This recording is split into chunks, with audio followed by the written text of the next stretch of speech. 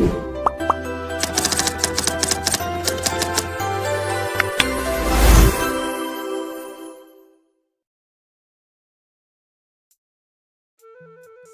guys, kembali lagi dengan saya di sini. Pertama-tama saya ingin memperkenalkan diri terlebih dahulu. Perkenalkan, nama saya Muhammad Iqbal Santoso. Saya dari Fakultas Ekonomi dan Bisnis Prodi Manajemen Universitas Swadaya Gunung Jati Cirebon. Kali ini saya ingin membahas materi tentang pembelajaran organisasi. Dan video ini dibuat untuk memenuhi syarat mata kuliah manajemen inovatif.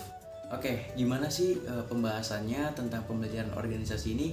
Mari kita simak penjelasannya berikut ini. Let's go!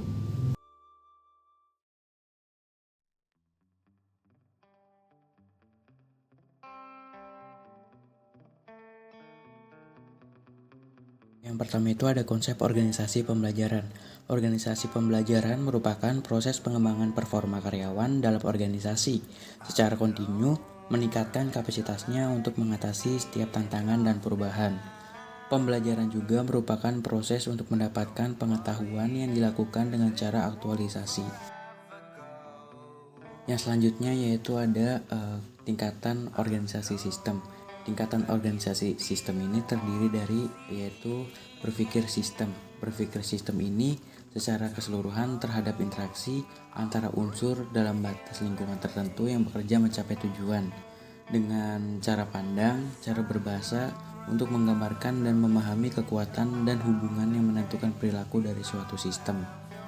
Dan yang selanjutnya itu ada personal mystery, yaitu upaya keahlian terus-menerus dalam mengklasifikasikan visi pribadi, visi organisasi, memfokuskan energi, mengembangkan kesabaran, melihat dengan objek dimulai dari hal yang sungguh-sungguh bagi organisasi, belajar untuk memperluas kapasitas personal dalam mencapai hasil kerja yang paling diinginkan dan menciptakan lingkungan organisasi yang menumbuhkan seluruh anggota untuk mengembangkan diri mereka menuju pencapaian sasaran dan makna bekerja sesuai dengan harapan yang mereka pilih.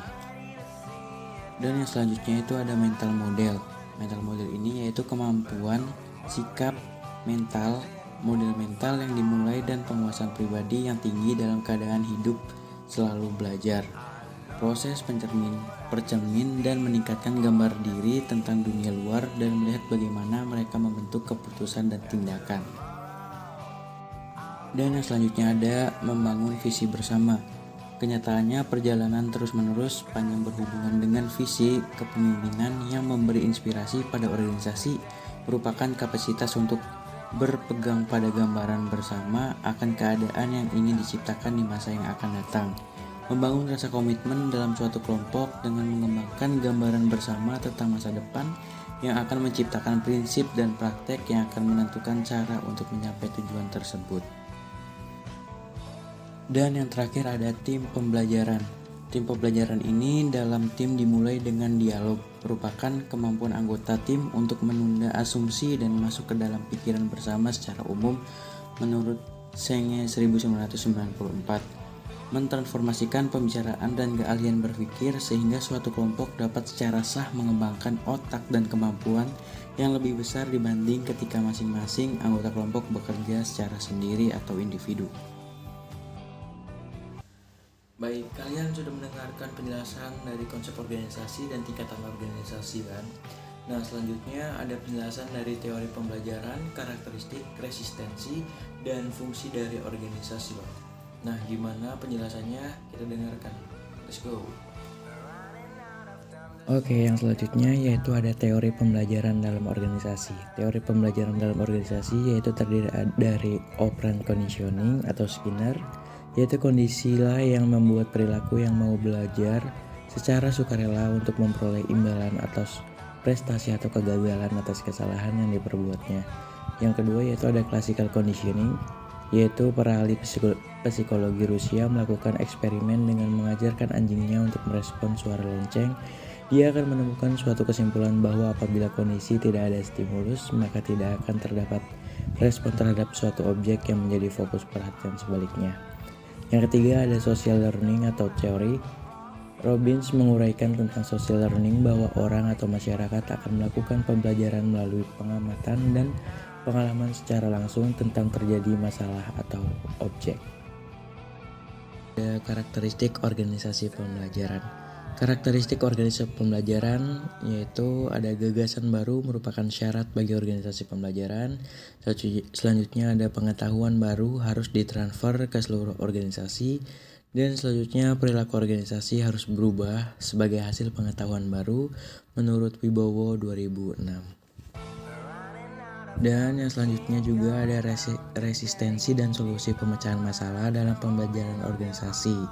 Dalam menghadapi resistensi terhadap pembelajaran di organisasi, perlu ada tindakan yaitu proses penyadaran tentang perlu adanya kebutuhan perubahan. Selanjutnya perubahan memperkuat adanya daya dorong, daya ungkit perubahan dan tindakan perubahan atau resistensi. Yang ketiga ada membawa kembali organisasi pada keseimbangan baru menurut Woodward and Dasbon 2002. Dan yang terakhir ada 3 fungsi kunci dalam membangun organisasi pembelajaran. Yang pertama itu membangun komitmen pada pembelajaran. Contohnya seperti membuat pembelajaran sebagai komponen visi dan tujuan strategis, investasi dalam pembelajaran, mempromosikan luas tantangan nilai pembelajaran, mengukur, tolak ukur, menelusuri pembelajaran, menciptakan penghargaan dan simbol pembelajaran. Yang kedua yaitu ada bekerja untuk membangkitkan dan dampak. Contohnya implementasi program perbaikan terus-menerus, meningkatkan komponen kerja melalui training dan membeli keahlian dan organisasi, eksperimen dengan gagasan dan proses kelas dunia, dan yang terakhir identifikasi mental model proses orientasi. Dan fungsi ketiga yaitu bekerja menggeneralisir gagasan dengan dampak. Contohnya seperti menciptakan prasarana yang menggerakkan gagasan sepanjang batas organisasi. Dan yang kedua memutar pekerjaan dan batasan fungsional dan divisional.